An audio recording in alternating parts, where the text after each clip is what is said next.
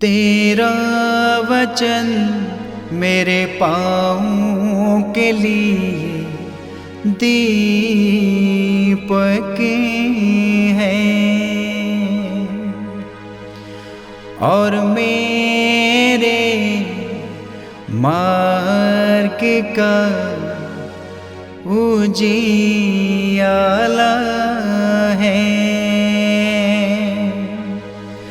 तेरा वचन मेरे पाँवों के लिए दीपक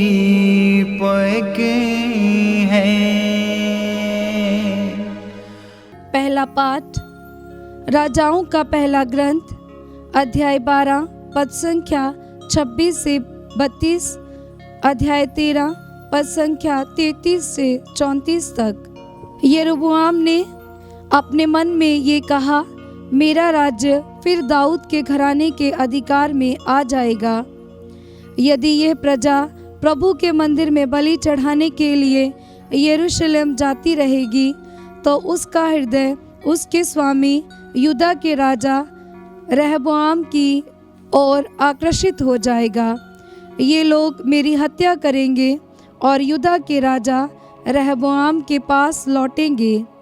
इस बात पर विचार करने के बाद राजा ने सोने के 2 बछड़े बनवाए और लोगों से कहा, तुम लोग बहुत समय तक यरूशलेम जाते रहे। हे इज़राइलियों, ये ही वे देवता है जो तुम लोगों को मिस्र से निकाल लाए। उसने एक मूर्ति बेतेल में स्थापित की और दूसरी मूर्ति दान में। ये लोगों के लिए पाप का कारण बना, क्योंकि वे उन मूर्तियों की उपासना करने के लिए बेतेल और दान जाया करते थे। राजा ने पहाड़ियों पर भी पूजा स्थान बनवाए और उनके लिए जनसाधारण में से ऐसे लोगों को पुरोहित के रूप में नियुक्त किया जो लेवी वंशी नहीं थे। यरोबोआम ने 8वें महीने के 15वें दिन तक एक पर्व का भी प्रवर्तन किया जो यूदा में होने वाले पर्व के सदृश था। उस अवसर पर उसने अपने द्वारा बेतेल में स्थापित वेदी पर उन बछड़ों को बलि चढ़ाई जिन्हें उसने बनवाया था।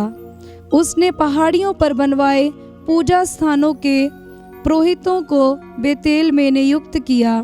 पापाचरण होना। यरोबोआम ने अपना पापाचरण नहीं छोड़ा। वह पहाड़ी पूजा स्थानों के लिए जनसाधारण में से पुरोहितों को नियुक्त करता जाता था। जो भी चाहता था यरोबोआम उसका किसी पहाड़ी पूजा स्थान के पुरोहित के रूप में अभिषेक करता था। यही यरोबोआम के घराने के लिए पाप का अवसर बना और यही कारण है कि आगे चलकर उसके राज्य का पतन हुआ और पृथ्वी पर से उसका अस्तित्व मिटा दिया गया है। ये प्रभु की वाणी है। ईश्वर को धन्यवाद। भजन अनुवाक्य। हे प्रभु, तू अपनी प्रजा को प्यार करता है, मुझे भी याद कर। हे प्रभु, तू अपनी प्रजा को प्यार करता है, मुझे भी याद कर। हमने अपने पूर्वजों की तरह पाप किया, हम भटक गए, हम पापी हैं। हमारे पूर्वजों ने मिस्र देश में रहते समय तेरे अपूर्व कार्यों पर ध्यान नहीं दिया। अनुवाक्य। हे प्रभु, तू अपनी प्रजा को प्यार करता है, मुझे भी याद कर। उन्होंने होरेब में एक बछड़ा बनाया, उन्होंने एक प्रतिमा की आराधना की, उन्होंने अपने महिमा में ईश्वर के बदले घास खाने वाले बैल की प्रतिमा की शरण ली। अनुवाक्य। हे प्रभु, तू अपनी प्रजा को प्यार करता है, मुझे भी याद कर। उन्होंने अपने उस मुक्तिदाता ईश्वर को भुला दिया जिसने मिस्र देश में अपूर्व कार्य किए, हाम देश में महान चमत्कार दिखाए और उनके शत्रुओं को लाल समुद्र में मारा था। अनुवाक्य। हे प्रभु, तू अपनी प्रजा को प्यार करता है, मुझे भी याद कर। जय घोष हालेलुया। अनुवाक्य। हालेलुया। मनुष्य रोटी से ही नहीं जीता है, वह ईश्वर के मुख से निकलने वाले हर एक शब्द से जीता है। अनुवाक्य हालेलुया। पवित्र सुसमाचार संत मार्कुस के अनुसार अध्याय 8 पद संख्या 1 से 10। उस समय फिर एक विशाल जनसमूह एकत्र हो गया था और लोगों के पास खाने को कुछ भी नहीं था। यीशु ने अपने शिष्यों को अपने पास बुलाकर कहा, मुझे इन लोगों पर तरस आता है।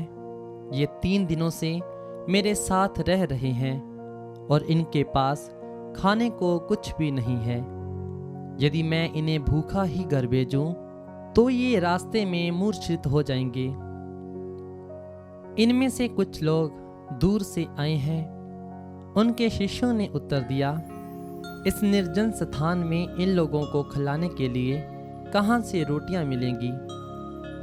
यीशु ने उनसे पूछा, तुम्हारे पास कितनी रोटियां हैं? उन्होंने कहा, 7। यीशु ने लोगों को भूमि पर बैठ जाने का आदेश दिया और वे 7 रोटियां लेकर धन्यवाद की प्रार्थना पढ़ी और वह रोटियां तोड़ तोड़ कर शिष्यों को देते गए ताकि वे लोगों को परोसते जाएं। शिष्यों ने ऐसा ही किया। उनके पास कुछ छोटी मछलियां भी थी। यीशु ने उन पर आशीष की प्रार्थना पढ़ी और उन्हें भी बांटने का आदेश दिया। लोगों ने खाया और खाकर तृप्त हो गए और बचे हुए टुकड़ों से 7 टोकरे भर गए। खाने वालों की संख्या लगभग 4000 थी। यीशु ने लोगों को विदा कर दिया। वे तुरंत अपने शिष्यों के साथ नाव पर चढ़े और दलमुनथा प्रांत पहुँचे। ये प्रभु का पवित्र सुसमाचार है। ख्रीस्त की जय।